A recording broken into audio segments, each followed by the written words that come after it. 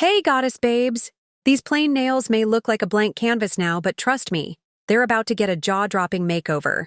As I bring them to life, I've got a little story to share that's just as captivating as the transformation, so you won't want to miss this.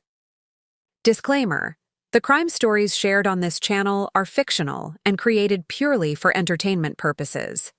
Any resemblance to actual events, people, or places is purely coincidental. Viewer discretion is advised, as the themes may still include sensitive or suspenseful content. Watch as I bring you thrilling tales while creating stunning, affordable DIY nails from the comfort of home. The polish that tells no lies. Hey everyone, grab a snack, settle in, and let me tell you a story I never thought I'd be sharing. It's about a cold case, a nail tech, and a little polish that held a big secret. So, I was at home one Saturday afternoon, working on my latest vlog. You know the vibe. DIY nails, cute designs, and a little live chat. My focus was this limited edition polish, called Mystic Whisper, a deep shimmery green with a shift to gold under the light. It was gorgeous, but what made it cool was its backstory. You see, Mystic Whisper was part of a collection inspired by unsolved mysteries. The nail polish brand partnered with a true crime podcast to create colors based on famous cold cases. Mystic Whisper was tied to a case from the 90s, the disappearance of a young woman named Lila Carter. Now, Lila's case always gave me chills. She was last seen at a salon late one evening, and the only clue left behind was a smudged polish bottle found at her station. The case went cold for decades, but true crime junkies like me loved dissecting it. So, I'm sitting there, painting my nails and telling my audience about Lila's story while adding my own flair. Girl, you know I'd be side-eyeing everyone in the salon. When something weird happens. I twisted the polish bottle to dip the brush, and the bottom popped off. Not the usual break, no. It was like it was meant to come off. Inside, I found this tiny rolled-up piece of paper. My first thought, this is either a cute Easter egg from the brand or someone's idea of a creepy prank. But when I unrolled it, I froze. It was a message written in shaky handwriting. He's not who you think he is. 1997, check the lake. y'all. I felt like I was in a movie. My heart was racing, but I tried to play it cool because the camera was still recording. I sat there staring at the note, torn between calling someone and finishing my nail design. The vlogger in me, she won. But as soon as I hit stop on the camera, I knew this was bigger than me. I grabbed my laptop and started Googling Lila. Disappeared in 1997. And the lake? Oh, there was a lake near the salon where she was last seen. I couldn't let it go. The next morning, I called a local podcast host I knew, Danny, a fellow nail enthusiast and true crime buff. She was obsessed with Lila's case and agreed to meet up. I showed her the note and her jaw dropped. "This has to be legit," Danny said, her voice barely above a whisper. "The brand said they used real research for their polishes, but this is next level." We decided to do some digging. I reached out to the polish brand, pretending to be an influencer with questions about their creative process. Not a total lie. They told me the Mystic Whisper design team had access to never-before-seen files about Lila's case. Here's the kicker. The files were donated by a retired detective who had a theory about someone involved, someone who worked at the salon. Danny and I took this to the police. At first, they didn't seem too interested. Cold cases don't always get fresh eyes, especially with evidence as flimsy as a polish bottle. But when we mentioned the retired detective, they perked up. Turns out that detective had always suspected the salon's owner. He was charming, well-liked, but something about his alibi never sat right.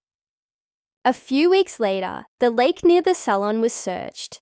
And guess what? They found remains. Lila's remains. The salon owner? He skipped town before the search even started. But don't worry, they caught him a week later in another state. He confessed, saying he never thought anyone would connect the dots. As for the Polish bottle, it was the Detective's Hail Mary. He'd slipped that note inside years ago, hoping someone, anyone, would find it.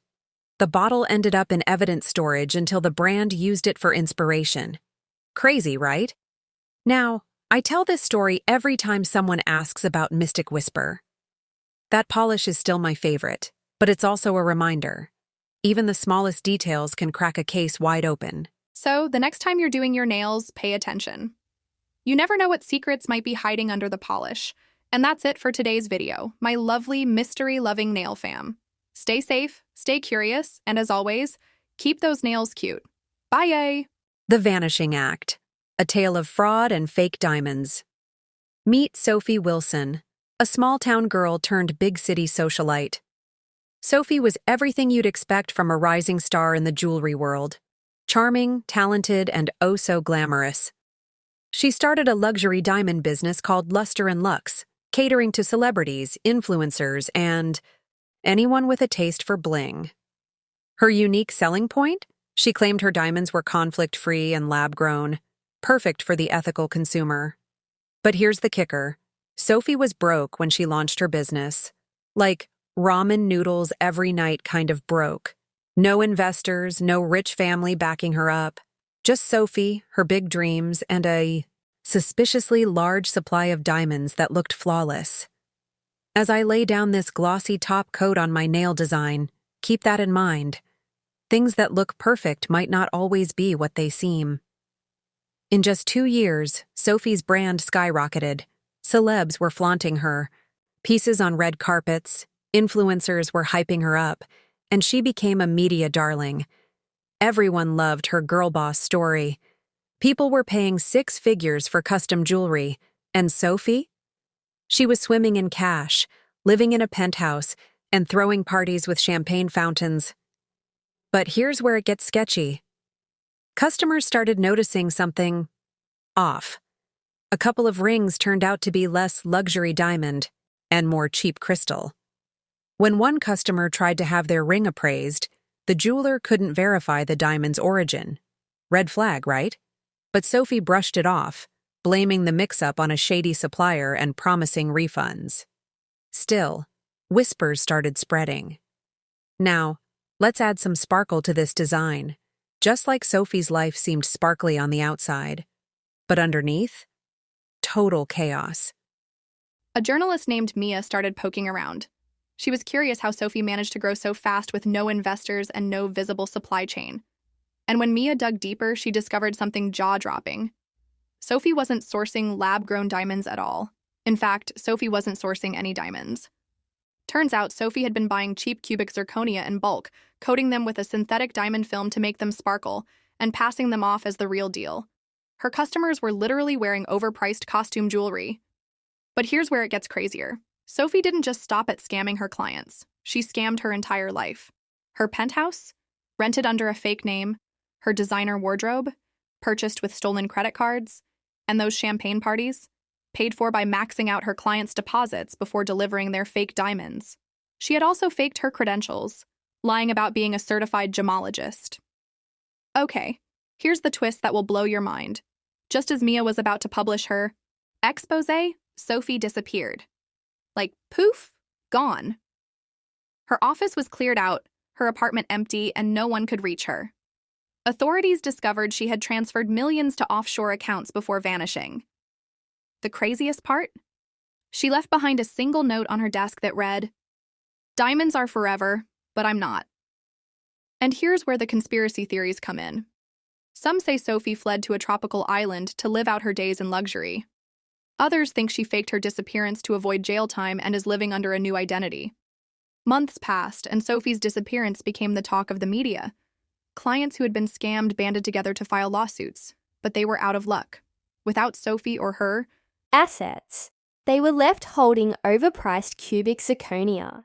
Investigators traced her offshore accounts, but the funds had already been funneled through so many shell companies that recovering the money was nearly impossible. Some of her closest associates claimed they had no idea she was running a scam, while others admitted they had their suspicions, but stayed quiet because of the money. Sophie had fooled them all. friends, clients, and even the media, who had built her up as a self-made success story. Rumors started popping up that Sophie had been spotted in exotic locations. A blurry photo of a woman sipping cocktails in Bali. Another of someone shopping in Dubai who looked eerily like her. None of these sightings were confirmed, but the internet loved the mystery. Some people even idolized her as a modern-day Robin Hood. Although let's be real, she wasn't stealing from the rich to give to the poor. She was stealing from everyone to live her dream life. The story became so infamous that it caught the attention of Hollywood.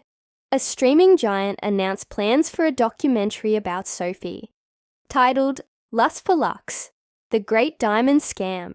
Producers interviewed scammed clients, industry experts, and even Mia, the journalist who had uncovered the truth. While the world debated whether Sophie was a criminal genius or a pathological liar, one thing was clear: her story was now immortalized in pop culture. Years later, authorities in Switzerland discovered a small boutique jewelry store selling suspiciously familiar diamond designs. The store owner, a woman named Clara Dupont, who bore a striking resemblance to Sophie Wilson. But when investigators arrived, Clara had already disappeared, leaving behind an empty storefront and a single ring in the display case, a cubic zirconia coated to perfection. To this day, no one knows if it was truly Sophie or just another chapter in her ever-twisting story. So what do you think happened to Sophie? Was she a mastermind or just someone who got caught up in her own lies?